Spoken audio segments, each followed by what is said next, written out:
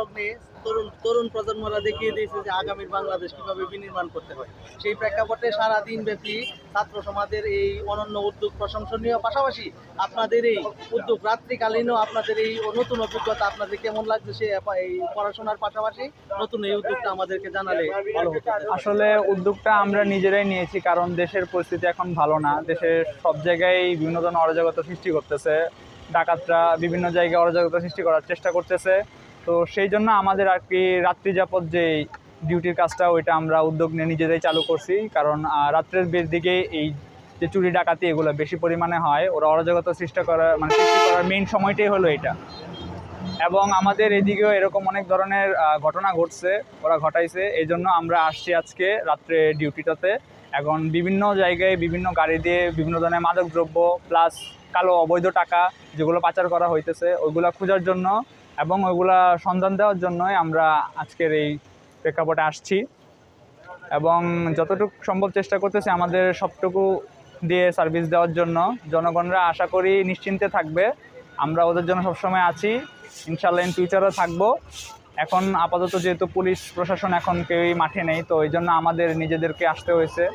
তো আমি সবার জন্য একটা আহ্বান করব, যেখানে যত ধরনের অন্যায় দেখবে সবাই কোনো না কোনোভাবে প্রতিবাদ করার চেষ্টা করবেন, আঙুল তুলবেন, সবাইকে না বলবেন, অবশ্যই আঙুল তুলতে হবে। প্রতিবাদ না করলে অন্যায় কখনোই থামবে না। আমরা যদি অন্যায়কে প্রশ্রয় দিই, এই অন্যায় অন্যরাও প্রশ্রয় দিবে, আস্তে আস্তে এটা বৃহৎ আকার ধারণ করবে।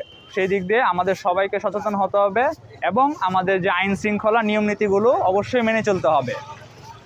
পড়াশোনার পাশাপাশি পুলিশিং এর যে অথবা ট্রাফিক পুলিশের যে কাজগুলা মানে আপনাদের করতে কেমন লাগতেছে? এটা আসলে আমরা কোনো প্রতিবন্ধকতা আসতেছে কিনা বা কেউ কোনো প্রতিবন্ধকতা তৈরি কেউ করতেছে কোনো কিনা? প্রতিবন্ধকতা সৃষ্টি করতেছে না, সবাই আমাদেরকে সাপোর্ট করতেছে আলহামদুলিল্লাহ। আর আমাদের আসলে ব্যাপারটা আমরা পরিশ্রম হলেও আমরা এনজয় করতেছি। আমাদের কাছে ভালো লাগতেছে যে জনগণের জানমালের নিরাপত্তা দিতে আমরা সক্ষম এবং আমাদের অনেক ছাত্র ভাইরা এটা এখনও করতেছে। ইন ফিউচারে আমরা জারি রাখবো যতদিন না পর্যন্ত দেশে আইন কানুন আবার আগের মতো করে চালু হয়। পুলিশ প্রশাসন যতদিন না পর্যন্ত আবার মাঠে নামতেছে আমরা থাকবো ইনশাল্লাহ। এবং সবাইকে একটাই আহ্বান করব, আপনারা যে যেখান থেকে আছেন সবাইকে সাহায্য করার চেষ্টা করবেন, স্টুডেন্টদেরকে পাশে থাকবেন, আমাদেরকে একটু সাপোর্ট করার ট্রাই করবেন। না হলে আমরা একা এত অন্যায়ের বিরুদ্ধে কাজ করা পসিবল না। আপনাদের সাহায্য অবশ্যই আমাদের দরকার, এটা আমরা কামনা করি। আপনার একটি ভালো কাজে বদলে যাবে বাংলাদেশ ইনশাআল্লাহ। আমরা যদি প্রত্যেক মানুষ যে যার অবস্থান থেকে যদি ভালো কাজ করি, তাহলে কি আমাদের এই দেশ আলোকিত বাংলাদেশ অবশ্যই হবে। স্বপ্নে সোনালী বাংলা বা সোনার বাংলা হতে অবশ্যই আমরা যে সোনার বাংলাকে প্রত্যাশা করি, আমরা যদি সবাই সঠিকভাবে আইন কানুন নিয়ম শৃঙ্খলা মেনে চলি, এটা ইনশাল্লাহ বেশি দিন যাবে না, খুব তাড়াতাড়ি আমরা সেই সোনার বাংলাদেশ দেখতে পাবো।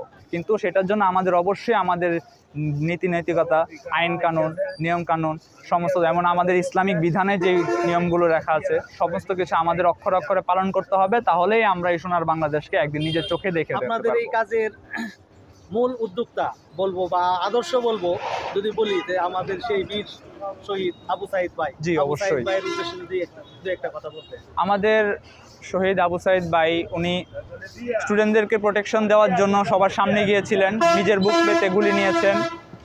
এটাতে আমরা সবাই শোকাহত।